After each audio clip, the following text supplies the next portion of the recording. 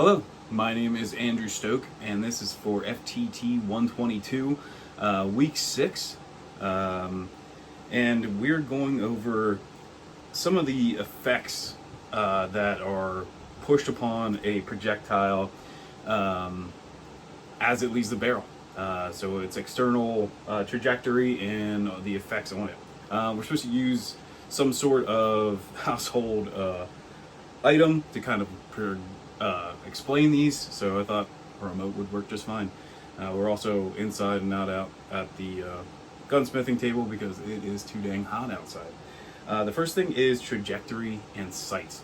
So a lot of people, even when shown how a trajectory of a round is, they believe that it just kind of goes up, but it's actually the barrel is angled that way so that it's not immediately dropping, because if it was just flat, the round would immediately have gravity pulling against it and drop that round.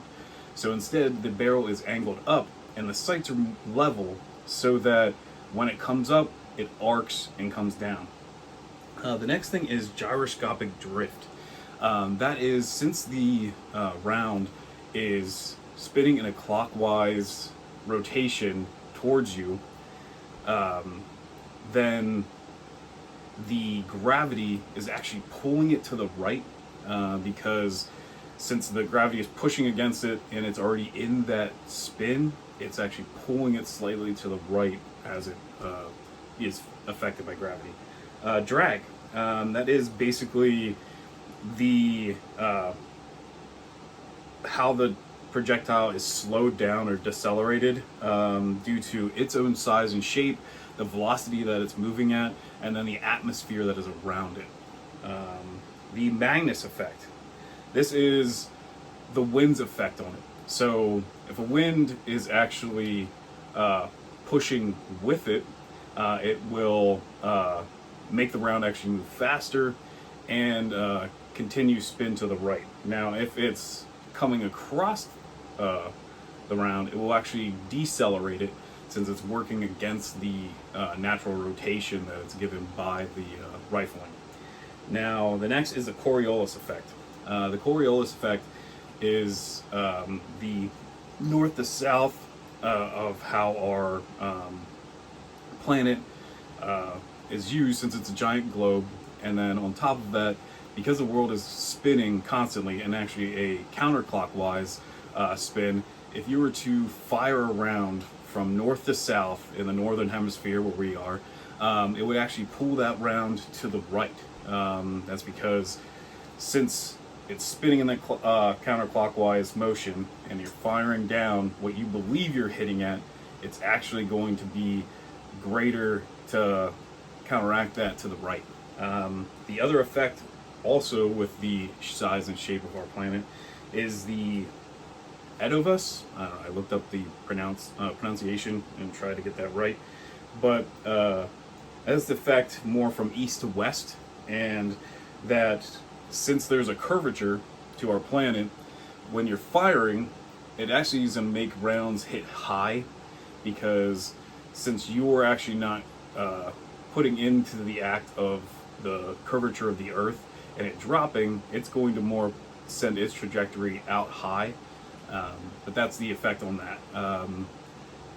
Then the next is vertical angles. So this is kind of more due to the misconception to a lot of people that with height, it also equals distance. So when you're trying to aim at something that is up from you or even down from you, your more notion is to kind of equal in that height difference and stuff too, but gravity is still working on it with only that distance in mind.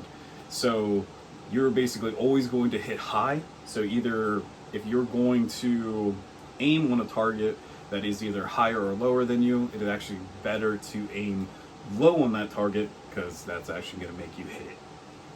And then the last is transonic ballistic performance. Now, this is an effect only on supersonic rounds, And what happens is when it starts to decelerate to subsonic speeds, so it will cause that round moving incredibly fast.